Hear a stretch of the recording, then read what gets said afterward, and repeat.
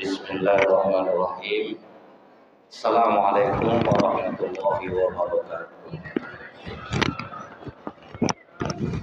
Alhamdulillah nahmaduhu wa nasta'inu wa nastaghfiruh wa na'udzu billahi min syururi anfusina wa min sayyiati a'malina.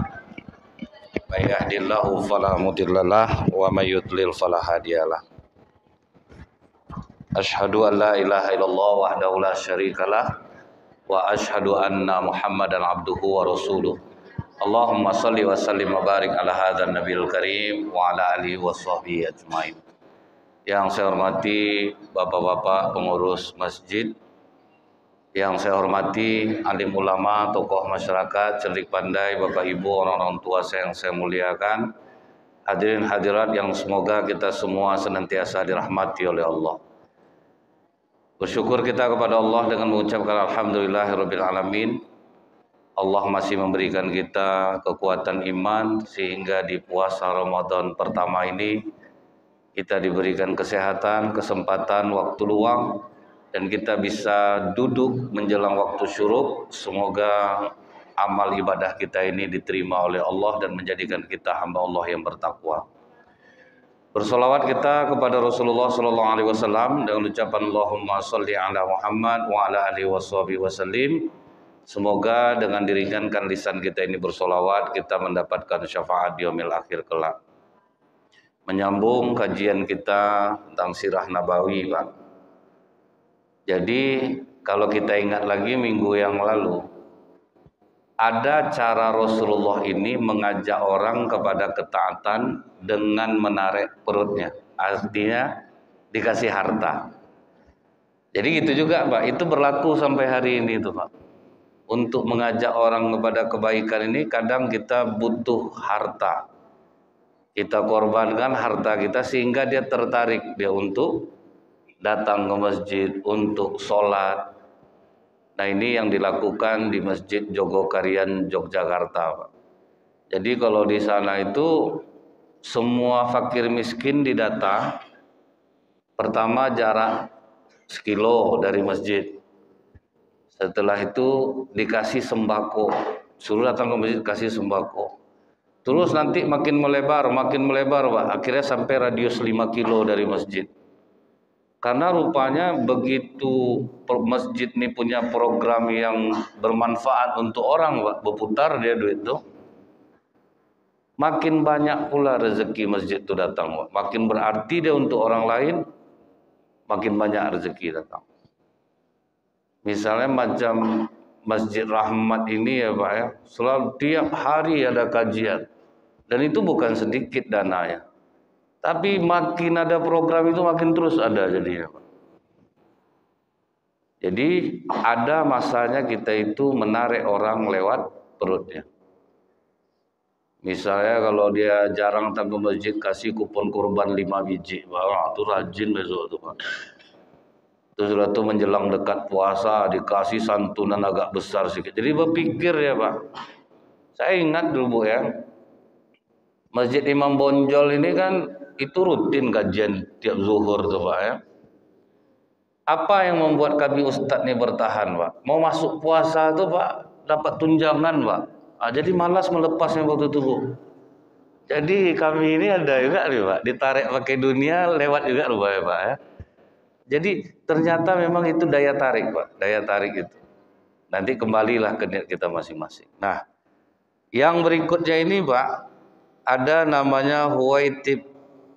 Huwaitib ini, Pak, termasuk tokoh Quraisy yang ikut mengusir Rasulullah. Kemudian dia ikut waktu itu pas perjanjian Hudaybiyah. Setelah Rasulullah 3 hari, kan cuma dikasih waktu 3 hari oleh orang kafir, Pak. Kau hanya boleh 3 hari di Mekah, setelah itu cabut, pulang dari sini. Padahal umat Islam waktu itu, Pak, sedang kuat-kuatnya itu, Pak. Tapi Rasulullah itu memegang janji. 3 hari, oke, 3 hari. pulang. Sempat waktu itu Bu ya, Umar bin Khattab sempat marah ke Rasulullah tuh, Pak. Apa katanya ke Hamzah? Apa pula susah ya tinggal Rasulullah itu menyuruh kita hantam orang-orang Quraisy ini, habis semua saat ini. Kata Hamzah, Rasulullah itu nabi, pasti dia ada maksud dan tujuan. Kan waktu pertama kali datang ke Mekah mau umroh itu diusir, terjadilah perjanjian Hudaybiyah. Rupanya Pak, begitu tidak boleh masuk ke Mekah selama 1 tahun, dalam 1 tahun itu ribuan orang masuk Islam. Jadi ada hikmah di balik pengusiran Rasulullah mau masuk Mekah itu. Kalau kita ini Bu ya, terima saja takdir Allah yang ditetapkan sama kita, pasti hikmahnya besar Pak. Waktu itu sahabat nak nyambung dia. Ada yang merajuk jadinya Pak. Ada yang marah jadinya, sampai Rasulullah nyuruh mereka, potong rambut kalian, sembelih hewan kurban kita. Tidak ada satupun yang mau. Masuklah Rasulullah ke tenda Ummu Salamah, istri beliau. Nah istrinya itu yang ngasih pengertian. Wajar aja mereka kecewa ya Rasulullah. Datang udah jauh-jauh, tahu-tahu sampai di sini kau hanya langsung menerima perjanjian mereka yang seolah-olah mereka tidak menganggap adil perjanjian ini. Karena perjanjian Hudaybiyah itu Bu ya, salah satunya adalah kalau ada orang Mekah yang lari ke orang Islam harus dikembalikan ke Mekah. Tapi kalau ada orang Islam yang lari dari Madinah ke Mekah tidak dikembalikan lagi ke Madinah. Kan berat sebelah tuh Pak. Dia kan oleh Rasulullah. Tapi rupanya Bu, diusir 1.500 tahun penaklukan kota Mekah, 10.000 orang masuk Mekah. Jadi hanya waktu setahun Pak, rentangnya Islam langsung melejit dia. Dalam kita dagang kan macam itu juga kadang Pak. Kita terima takdir, rupanya dapatlah musibah kebakaran. Habis semuanya. Sabar, bangkit lagi. Kadang jauh lebih besar daripada usaha sebelumnya. Tapi yang tak ngamuk-ngamuk Bu ya, tapi kalau menangi matilah itu tidak dapat Pak. Jadi kalau orang yang mengeluh dia ketika dapat musibah, pertolongan Allah habis untuknya. Bisa-bisa habis itu pingsan, masuk rumah sakit Pak, 2 hari sudah itu matilah dia kan. Jadi hindari mengeluh ketika kita menerima musibah. Ini yang dilakukan oleh Rasulullah dan para sahabat. Nah Huwaitib ini Pak, waktu penaklukan kota Mekah dia tahu Pak, dia paling jahat sama Rasulullah, mau kabur dia Bu, mau lari dia. Di sini kita tahu memang orang-orang yang keras hati itu Pak pasti ada Pak. Itulah yang menjadi ujian kita dari jalur Rabbul Minan Nas. Tidak bisa dikasih tahu, tidak bisa diajak ngomong baik-baik. Dia pas melarikan diri nampak oleh Abu Dzar Al-Ghifari radhiyallahu anhu. Abu Dzar Al-Ghifari ini Bu, sahabat Rasulullah yang keras dalam kebenaran. Nah, ini bedanya nih Pak. Dan dia ini bukan orang sembarangan di Bani Ghifar. Dia ini adalah seorang mantan perampok Pak, yang sangat garang. Jadi waktu dia masuk Islam, dia setelah bersyahadat, apa yang dilakukannya Bu? Dibantai pergi dekat Ka'bah Pak. Syahadat dia kuat-kuat di sana, habis kena keroyok dia Pak. Udah habis dia kena pukul Bu. Apa yang membuat orang berhenti? Ketika Abu Bakar mengatakan, kalian tahu dia siapa? Siapa dia Abu Bakar? Dia Abu Dzar Al-Ghifari dari Bani Ghifar. Kalian berdagang lewat kampungnya, habis dagangan kalian nanti dibuang. Mendengar itu baru berhenti orang mukul dia Pak. Bangkit takut orang sama dia Bu. Dinasehatilah dia sama Rasulullah. Tidak bisa caranya seperti itu Abu Dzar. Kau udah jelas kita sedikit sekarang di Mekah nih. Kau bantailah syahadat depan orang itu. Akan benjol-benjol kau jadinya ya. Apa jawaban Abu Dzar Bu? Kalau kau izinkan akan kucoba sekali lagi ya Rasulullah. Lihat Pak kerasnya Pak. Dia keras tapi kau yang baik. Jangan Abu Dzar, udahlah itu. Akhirnya dia berjanji ke Rasulullah, aku akan pulang ke kampungku dan tidak akan kembali lagi ke sini sebelum aku bawa orang kampungku masuk Islam. Dia itulah yang mendakwahi perampok-perampok Bani Ghifar itu jadi. Kalau kita tibanya kampung bajing loncat, tibanya kan ada tempatnya memang di Indonesia nih. Keras, tapi kalau sempat mereka dapat hidayah, mereka itu kadang jauh lebih kuat imannya itu. Nah, nampak oleh Abu Zar. Nah, Huwaitib ini tahu Pak. Wah, ini Abu Zar sanggar nih. Dia mau lari, dipanggil oleh Abu Zar. Ada parit, kata Huwaitib, yang menghalangi kami. Jadi pas dipanggil Abu Zar, Huwaitib, kembalilah engkau. Dak, kau pasti mau membunuh aku. Tidak Huwaitib, kami masuk ke Mekah ini dengan damai oleh perintah Rasulullah. Pulanglah kau ke rumah kau, bawa keluarga kau balik, pulang ke rumah. Aku yang menjamin kau aman. Apakah kau menjebak Abu Zar? Tidak, aku tidak menjebakmu. Pulanglah. Pulanglah dia Bu, dikumpulkannya keluarga balik di rumahnya. Setelah dia sampai di rumah, didatangi dia oleh Abu Zar. Apa juga yang kau keraskan hati lagi? Udah sebaik-baik itu Rasulullah tuh. Tidak pernah sebetulnya dia menyakiti kalian. Kalian yang selalu menyakiti dia. Bukalah hati kau lagi untuk Islam. Masuklah kau balik dalam Islam. Akhirnya Huwaitib jujur mengatakan. Itulah ya kenapa keras betul hati aku ini menerima Islam. Padahal aku sudah banyak melihat keajaiban di beberapa peperangan. Waktu perang Badar, kata Huwaitib ini, aku melihat dengan nyata orang-orang kafir diangkat oleh malaikat ke langit, diikat. Dia nampak waktu perang itu. Sampai dia berpikir, memang Muhammad ini dijaga oleh tentara gaib. Nampak dia orang kafir itu yang keangkat oleh malaikat, diikat, dilemparkan. Nampak sama dia. Tapi hati ini tetap tidak mau mengakui. Sekarang aku betul-betul menyesal atas pilihan aku selama ini memusuhi Rasulullah. Aku akan bertemu dengannya dan aku ingin bersyahadat di hadapan Rasulullah. Nah itu yang melunakkan diri, Pak. Kata-kata baik dari Abu Zar. Jadi Bu ya, ada seorang guru di Cina. Setelah dia mengajar, disuruhnya muridnya mendekat ke mulutnya. Coba kau tengok mulut aku. Apa yang ada dalam mulut aku? Ditengok oleh murid ini. Tak ada apa-apa lagi guru. Gigi ada tak? Gigi rontok guru. Habis. Lidah? Lidah masih ada, masih macam itu guru. Tahukah kau artinya anak? Gigi itu rontok karena dia keras. Lidah itu ada karena dia lembut.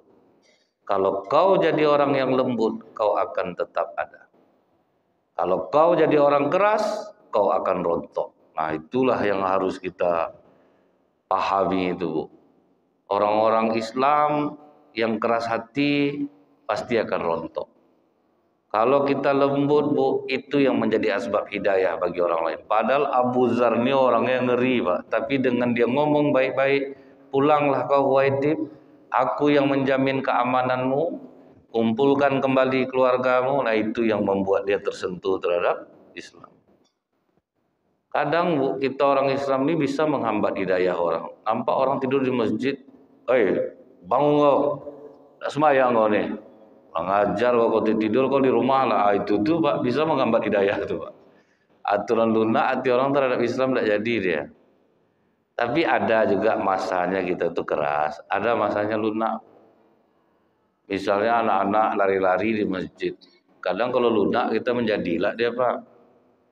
Keluar ya sayang, bapak-bapak sedang sholat, ibu-ibu sedang sholat, nanti terganggu. Oh macam ulat kelakuannya Pak, panjat-panjatnya. Jadi ada yang tegas tuh, keluar, kalau main keluar. Nah, itu tanggal kan sarungnya lari.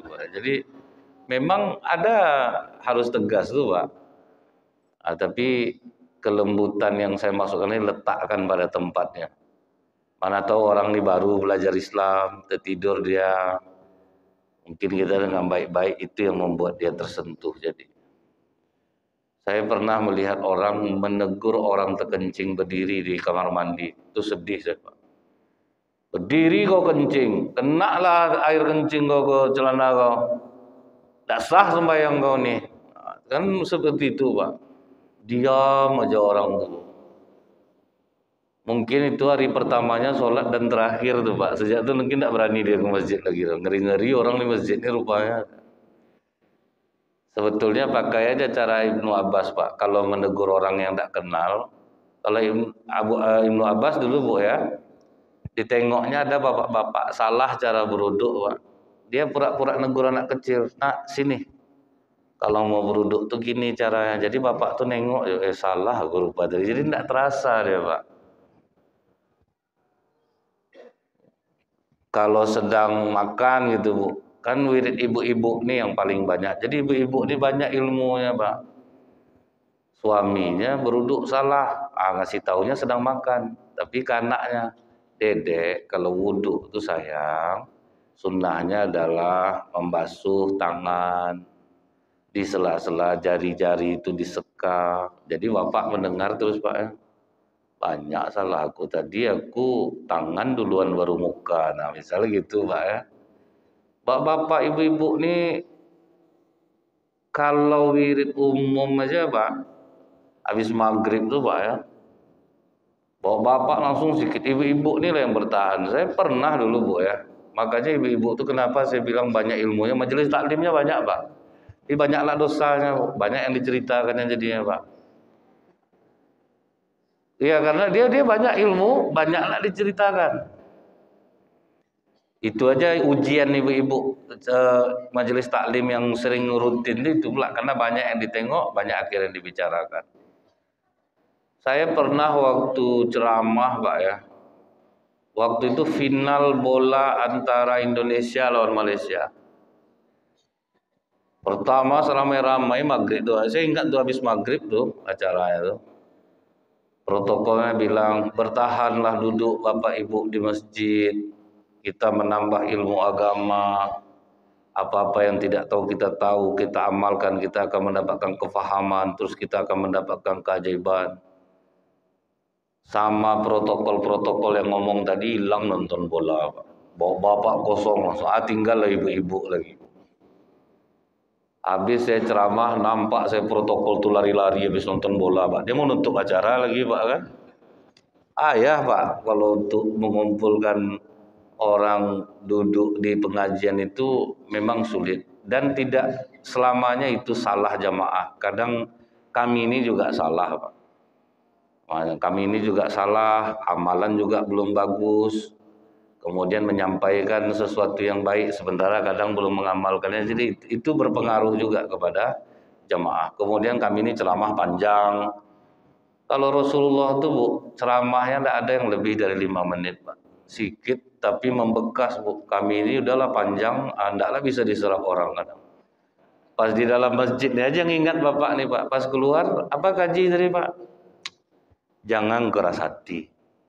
Itu apa lagi Pak? Malas lah Bapak menyampaikan itu. Tahu cuma payah Bapak nyampaikan. Padahal memang tidak ingat lagi Pak. Karena yang ngomong orang biasa. Itu bedanya Pak. Kalau Rasulullah ngomong sedikit Bu, membenam ingatan orang kepadanya. Jadi ketika ibu lembut dalam mengajak orang, bapak lembut dalam mengajak orang kepada kebaikan ini, kemungkinan dia taat itu tinggi Pak. Makanya orang-orang dermawan di masjid itu Bu, bisa menjadi sumber asbab hidayah bagi orang lain. Karena dia berduit Bu. Dengan duit ini Pak paling mudah mengajak orang kepada kebaikan. Jadi Huwaitib ini waktu perang Hunain ikut dia Pak. Habis dia masuk Islam, ikut dia perang Hunain. Baru sekali ikut perang berapa dikasih Rasulullah antar rampasan perang? 100 ekor onta Pak. Itu cara Rasulullah melunakkan hatinya Pak ya. Onta taruhlah yang paling jeleknya 23 juta Pak. Berarti 230 juta. Abu Bakar membebaskan Bilal 9 ukiah emas. 9 ukiah itu Pak, 1 ukiah itu 7,4 dinar. 1 dinar 3.578.000. 3.578.000 kali 7 dinar kali 9 ukiah emas. Sama dengan mobil baru. Jadi mereka tuh untuk menjadikan orang kuat dalam Islam itu besar mereka dana. Nah itulah orang-orang dermawan inilah yang bisa melakukan hal seperti itu. Dulu saya sangka Bu, di Masjid Jogokarian tuh masyarakatnya yang paling banyak nyumbang rupa enggak Pak, cuman 3 orang cuman Pak. Kalau untuk program-program besar tuh Bu hanya 3 orang Pak. Berapa ratus juta pun mereka tanggung. Sehingga Bu, Masjid Jogokarian tuh jumlah jamaah sholat subuhnya sama dengan jumlah jamaah sholat Jumat. Itu ngerinya Bu, karena betul-betul duit itu berarti untuk masyarakat. Sampai Bu di parkirannya itu apa tulisannya Pak? Hilang mobil Bapak Ibu, kami ganti baru. Hilang sepeda motor, kami ganti baru. Hilang sendal, kami ganti dengan merek yang serupa. Di mana-mana masjid kan yang kita tulis tolong kunci ganda kendaraan Anda, karena kalau hilang bukan tanggung jawab pengurus. Itu yang ada Pak. Itu nyaman loh kita sholat. Macam masjid kita ini Bu, ada abang-abang yang jaga sepeda motor, itu udah otomatis udah menyamankan orang ibadah tuh Pak. Besar pahala pengurus tuh. Macam di masjid dakwah Bu, 4 orang security Pak, 24 jam masjid dibuka sekarang. Betul-betul ditumpahkan ke sana, dan security-nya itu Bu, betul-betul macam orang kerja. Jadi 1 orang nunggu dalam masjid ketika orang sholat, 1 dalam masjid, 1 pas di luar masjid untuk melihat sendal, mobil, ada lagi yang jaga tuh. Jadi nyaman orang sholat jadinya Pak. Kalau enggak Bu, kadang kita tarawih Pak, kiri sama kiri sendal kita bawa jadinya. Takut hilang Pak. Sampai panik orang maling nengoknya Bu, kok kiri aja sendal orang di masjid nih. Takut kita jadinya. Karena nengok tulisan tuh Pak, akhirnya berpikir-pikir kadang ninggalin Honda Bu kan. Duduk aja di atas Honda tuh dia Pak. Sembayang enggak ya. Ini stang enggak bisa dikunci lagi ya. Tapi kalau ada aja yang jaga kan nyaman langsung hati orang. Dan memang tidak sedikit Pak. Ingat Bapak Ibu kemarin yang Safwan bin Umayyah itu berapa dikasih Rasul Pak?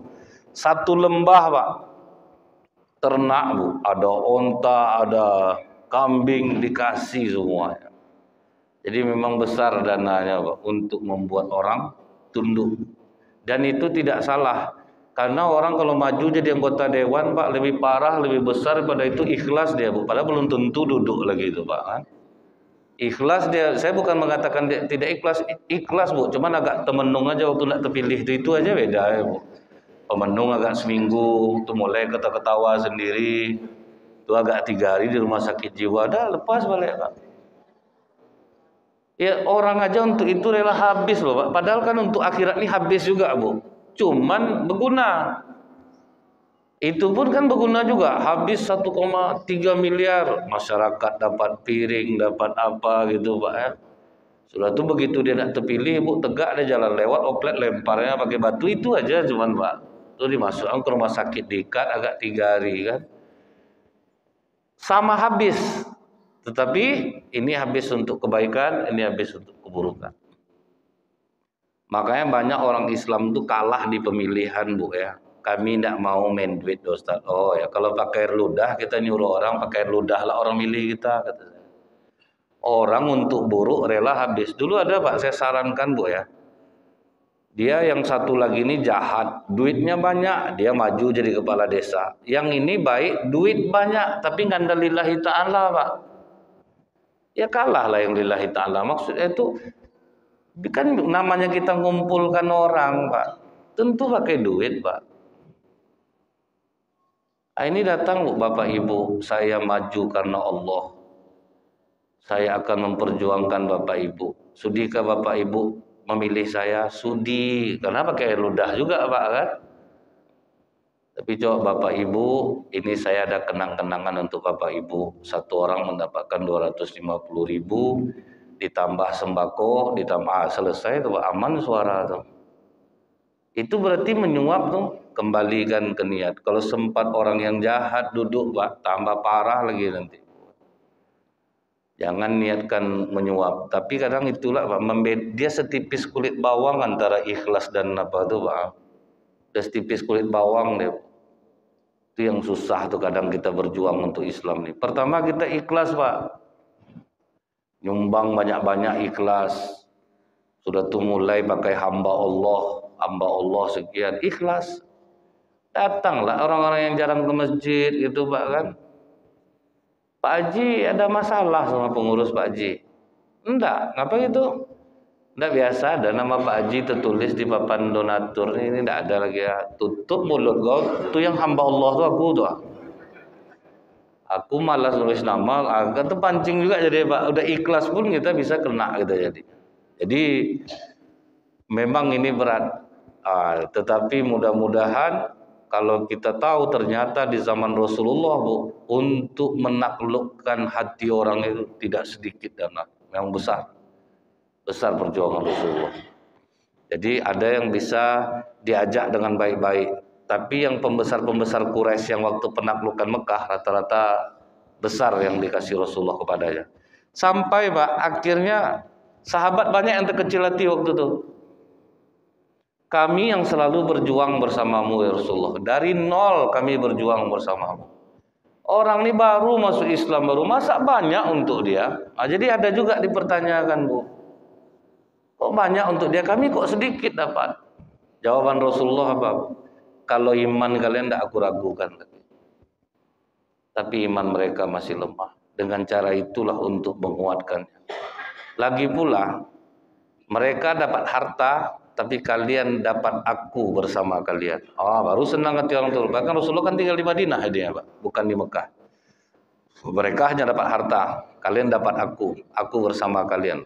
Baru terhibur hati para sahabat ya dia. Karena terkecil hati juga dia. Jadi misalnya nih Pak, Bu, ada orang yang jarang datang ke masjid, itu bolehlah Pak. Itu jarang datang ke masjid. Kasih agak besar gitu Pak ya. Yang seperti saya bilang tadi itu pas berbuka bersama Pak, hidangkan untuk dia udang galah, sudah itu rendang, pokok untuk dia aja Pak. Berapa orang yang jarang datang, berbuka lah ke masjid. Ada rendang tuh, yang udah rajin ke masjid, itu baru biasa salah lauk, risoles, karena iman tidak ragu lagi Pak. Enggak pun ada itu dia tetap datang ke masjid. Jadi nampak yang baru datang tuh, kasih lah. Karena gini Pak, memang pengaruhnya besar. Bemerek aja nama rumah makan tuh Pak berpengaruh kepada orang datang di masjid. Ada donatur di Pekanbaru ini pas orang berbuka nih ada dia ngasih 100 bungkus paket nasi ramas itu Pak ya. Nasi ramas itu udah terkenal lah di Pekanbaru nih. Cuman itu pula kata masyarakat, kami tidak pernah dapat nasi bermerek itu. Rupa selesai sama orang dari sore Bu. Ada yang menyembunyikan dalam jok Honda, ada yang ngambil 5 bawa pulang. Itulah payahnya Bu. Tapi kalau misalnya kita ini berbuka macam Masjid Istiqlal Pak, setiap tahun itu 3.000 apa 5.000 itu makan. Memang pengaruhnya besar. Jamaah pun jadi banyak datang. Kita aja di masjid ini kan pasti tiap hari ada berbuka ya Pak. Itu aja udah cukup meramaikan. Saya lihat dulu ada masjid Pak diumumkan tuh, Bapak Ibu antarlah perbukaan ke masjid karena ngasih makan orang berpuasa, kita akan mendapatkan pahala puasa orang yang berpuasa tersebut. Karena kadang ada musafir yang tidak sempat pulang, dia berbuka di masjid kita. Banyaklah orang nyumbang Pak. Rupa dia anak beranak berbuka di masjid itu Pak. Yang musafir dapat kerak bakwan lagi Pak kadang Pak. Habis sama dia sore udah datang dia. Sampai saya bilang tukarlah pengumumannya nih. Kalau gini kan macam nipu orang. Bilang aja lah kita berbuka bersama di masjid. Siapapun datang lah. Itu baru halal ya dia Pak. Tapi kalau udah dibilang katanya untuk musafir, rupanya orang sana suami, istri, anak 5 orang duduk udah sore situ Bu. Rupa untuk melantak apa itu dia Bu. Jadi tidak masak dia sebulan penuh Pak. Aman dia. Itu tidak boleh loh Bu. Pasti hidupnya menderita setelah Ramadan. Karena itu termasuk penipuan Pak. Pengumumannya itu menipu.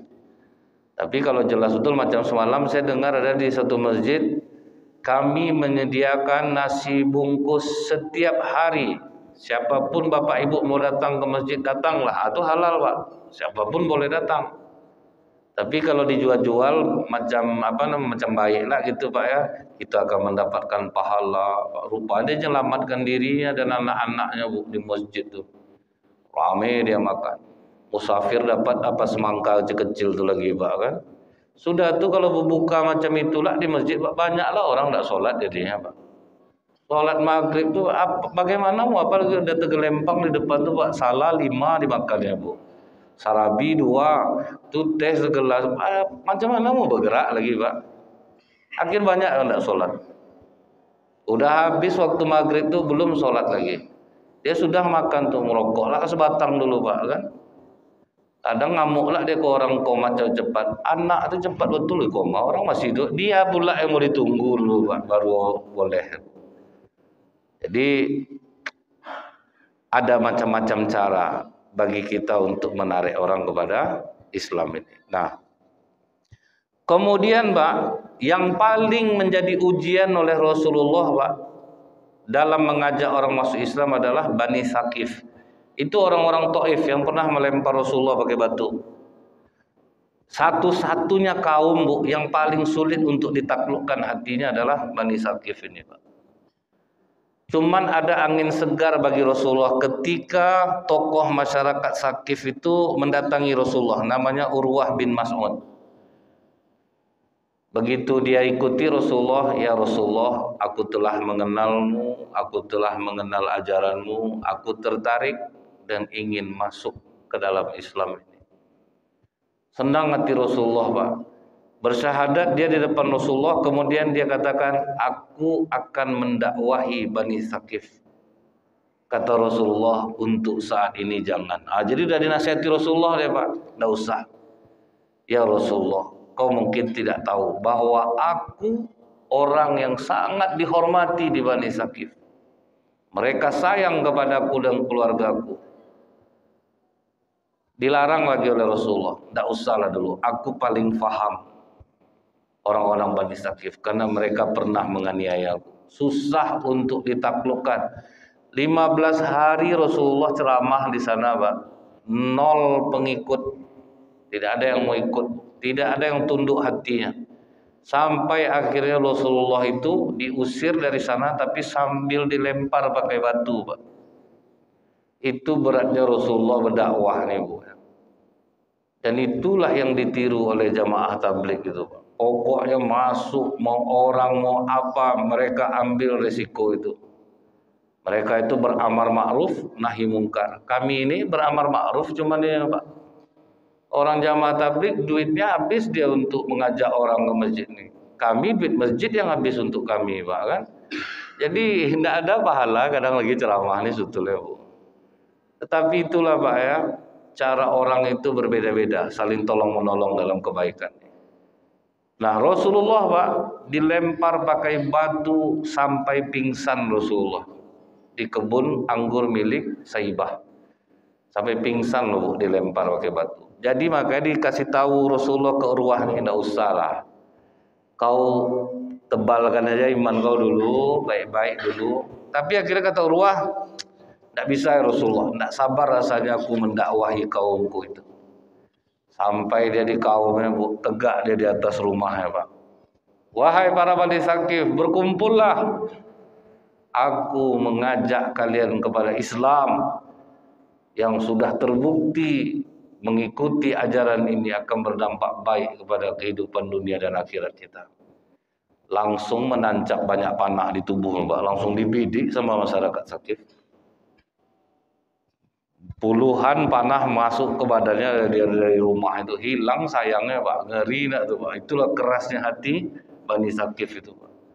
Nggak bisa lunak Bu. Jadi waktu sakratul maut tuh ditanya oleh orang, apa perasaan kau saat ini? Aku sangat mulia sekarang, baru masuk Islam akhirnya mati syahid. Itu yang ku banggakan. Nah ini yang dikatakan Rasulullah, dia ini persis sama dengan Habib An-Najjar yang ada di surat Yasin itu, yang ngajak kaumnya untuk beriman akhirnya dia dibunuh. Jadi memang resiko dakwah ke orang-orang yang keras itu memang mati Pak.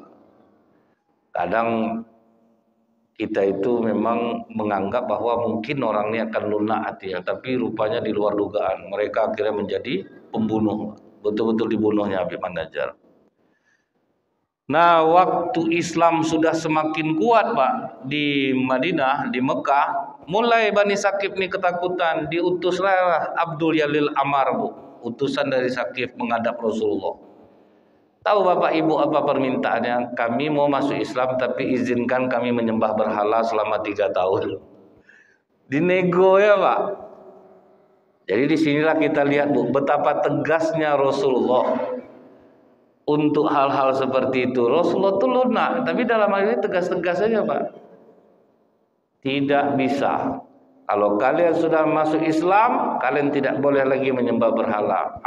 2 tahun lah ya Rasulullah, 2 tahun aja. Kami nak nyembah, kami simpan aja patung tuh. Tidak bisa. Bagaimana kalau setahun aja Rasulullah? Tidak bisa. Sebulan ya Rasulullah, tidak bisa. Tidak bisa nego, mau Islam kalian tidak. Kalau kalian tidak, kalian macam-macam sama kami serang. Gitulah tibanya lagi, Pak, kata Rasulullah.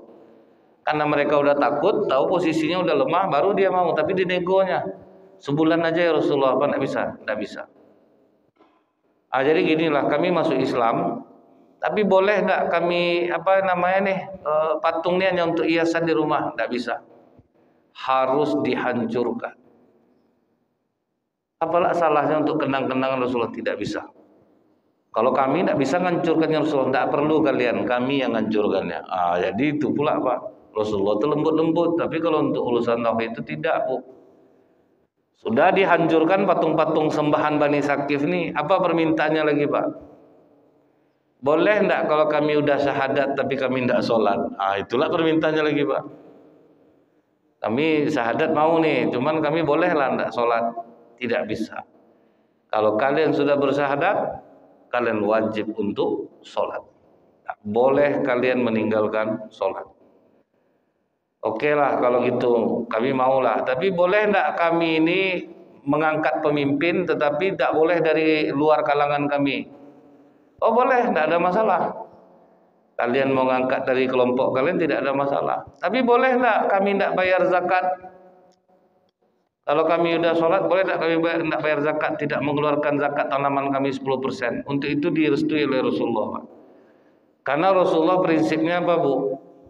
Kalau orang sudah bersyahadat, yang paling utama diajarkan adalah sholat. Jangan yang lain dulu. Sholat itu dulu. Kalau orang sudah rutin sholatnya, otomatis hatinya mau untuk bersedekah. Itu udah jelas, Bu. Jadi jangan diperumit. Saya kemarin nonton orang masuk Islam di Al-Falah, Darul Mutakin, perempuan. Pertanyaan kita kan 3 tuh, Pak. Adakah yang memaksa kamu secara keras, atau dengan lembut, atau dengan iming-iming? Kalau kamu masuk Islam, kamu akan kaya, hidup kamu akan enak. Ada? Tidak. Apa motivasi kamu masuk Islam? Apakah mau menikah?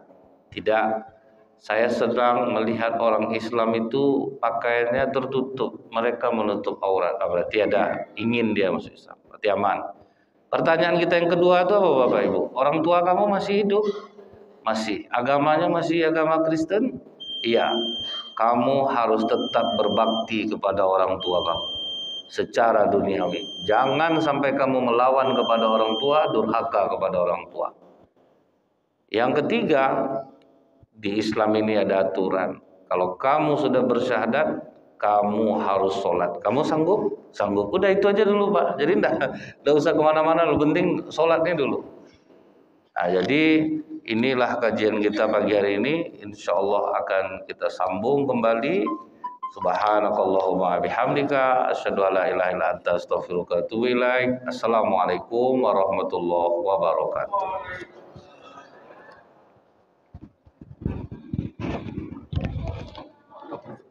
Allahumma sholli. Saya baca